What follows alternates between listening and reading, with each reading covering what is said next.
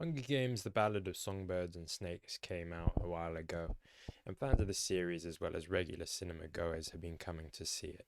It's been one of the busiest showings over the past few weeks. I think it's had a pretty respectable run. 11 years ago, when the first movie came out, it was huge in my school. I remember going to the cinema to watch it with some caramel popcorn. I was immediately drawn to the savage nature of the games because they weren't really like anything I'd seen before in the fiction world. Harry Potter and Percy Jackson really couldn't compare to the ruthless world of the Hunger Games. I used to imagine myself as a contender or just as a civilian in one of the districts or the capital, and I used to wonder what I would do in that situation, whether I would really enjoy the games, and that was just part of the fun. Many consider the second movie in the original series to be the best, but it was really that first one that captured my imagination. When I think of the Hunger Games, alongside them come the Minecraft Hunger Games. In our school, 20 of us gathered in the computer room to compete for a 100 dirham prize, which was around £20 at the time. I ended up coming third when I was killed by my Iranian friend in cold blood. I actually had one kill in the games, and that was when I shot my ally into a pit of lava with a bow and arrow. To this day, he still doesn't know it was me. Clearly, the Hunger Games had a significant cultural impact on my life. Expectations for this movie were pretty high. The trailer looked solid, and the consensus in the cinema was that it was going to do quite well. So I decided to go and buy the book so I could finish reading it just before it came out and experience the movie the right way, and hopefully give a more comprehensive review. The movie is centered around the 10th annual Hunger Games, and at this point, the games are really struggling for viewership in the districts and more worryingly so in the capital. So the head game maker, Dr. Gore, played by Viola Davis, has the idea to assign each tribute a mentor from the Capital Academy. It's this mentor's job to promote their tribute to the public so they have someone to root for and a reason to actually watch the games. The mentor that does this best will win the grand prize. Our protagonist, Coriolanus Snow, is assigned to a performer from District 12, Lucy Gray Baird, and he really feels hopeless about her chances in the games. I liked seeing the spectacle of the games in this movie and how they compared to the ones that follow 60 years later. And they differ in ways both inside and out. Tributes are kept in the zoo, and they're only treated medically by vets, which is very different from their celebrity status in the original series, where they're staying in hotels and eating the best food. This is also the first time tributes had the opportunity to appeal for sponsors, and we can see how the theatrics and PR surrounding the games began to develop. And then looking at the games themselves, they just take place in a sports arena with basic weapons, not these super high-tech environments that game makers can manipulate with ease. This made the violence feel raw and pretty brutal, and some tributes actually just died from diseases they contracted before the games had actually begun. Given how bare bones things are at this stage, and what we know they become in the third quarter quell, it's interesting to think about how the games developed over time. The supporting cast are a fascinating bunch in this movie. Jason Schwartzman is pretty entertaining as the first ever host of the Hunger Games, Lucretius Lucky Flickerman. Peter Dinklage nails his performance as the jaded, weary inventor of the games. But the standout for me was Viola Davis, who plays a more peculiar head game maker than we've ever seen before. She seems to take real joy in the suffering of others, which you would think is a key trait for her role. Tom Blythe and Rachel Zegler do give strong performances in their respective roles, although it is difficult for them to live up to Jennifer Lawrence's screen presence as Katniss. Tom Blythe let his ambition show throughout the movie and is really driven towards his success. He's also shown to have some good nature about him. Rachel Zegler is impressive as Lucy Gray. She brings the character from the book to life, even though it isn't really her movie.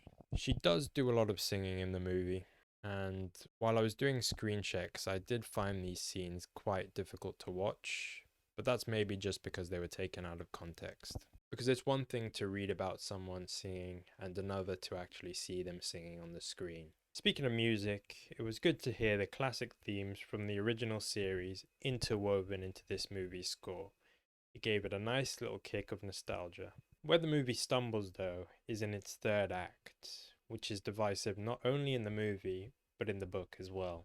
I felt like Coriolanus' character was cold and cynical in his relationships throughout the movie.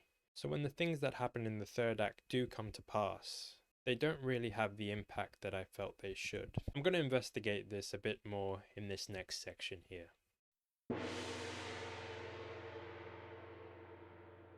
I'm going to break down these details into 3 parts, just like in the movie.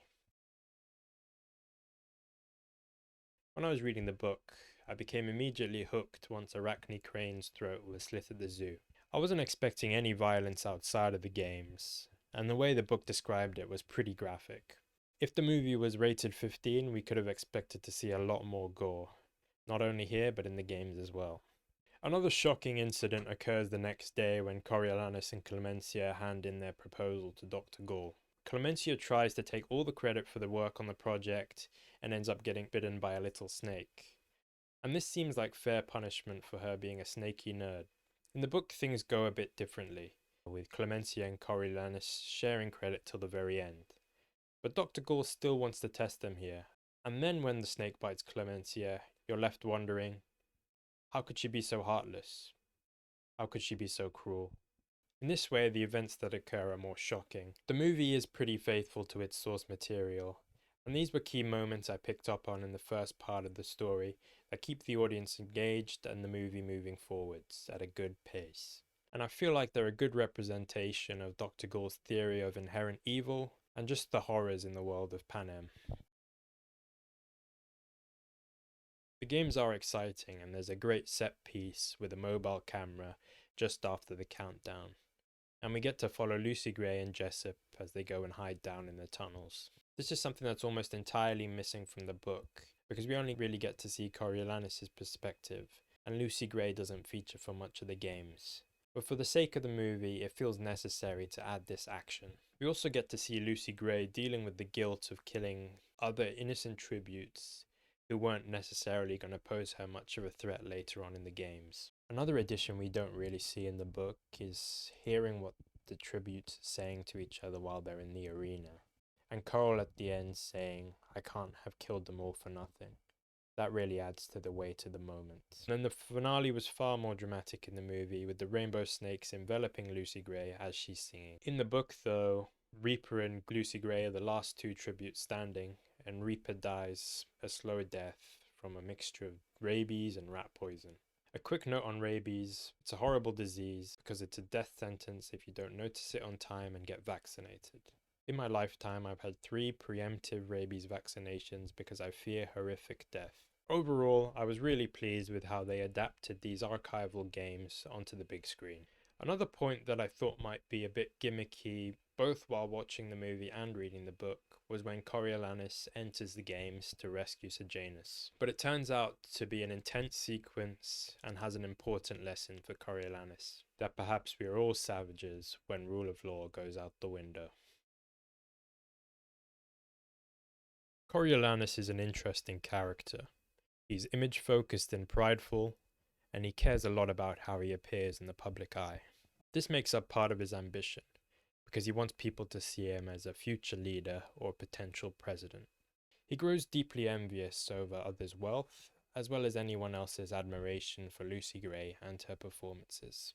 His brilliance is that he has this composure about him, where he says the right thing or acts empathetically, when in reality he's thinking something completely different, which is more cold and calculating. I think this is most evident in his relationship with Sejanus, where he takes up the mantle of friendship, which is not something he initially wants, but is more forced upon him.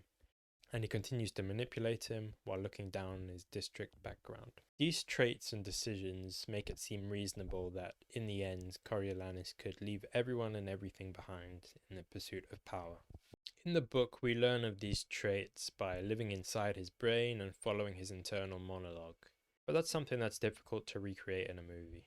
They try to do so by showing it outwardly through his words and actions. For example, when after he kills Bobbin in the arena, he goofily says that he liked the power of it. He's also constantly berating Sejanus about his views in the third part, and he shows his feeling of envy by landing a 3-punch combo on Billy Torp when he approaches Lucy Gray. But I feel like these moments and actions aren't really within his character, And despite these more obvious shows of villainy, it does feel like his descent is rushed within the final few sequences. It's hard to see this version of Coriolanus having the level of self-preservation to betray Sejanus and frighten Lucy Gray enough for her to feel the need to flee. I feel there needed to be some subtlety in his performance or a change in the relationship between these characters in the third part to convince me that he was capable of going on to commit such atrocities. So the execution of this big change in character was a bit of a letdown, and for that reason the third part does falter. But I still enjoyed those first two parts for what they were, and in the end I'm going to begrudgingly give this one a 6 out of 10. The Hunger Games are always a big screen experience for me, and I would say to check it out while it's still in cinemas. The movie might have worked better as a mini-series, but I'm at least glad it wasn't a two-parter.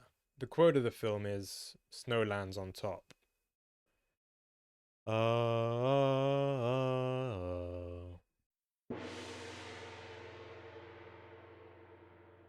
Hunger Games is over, and life goes on.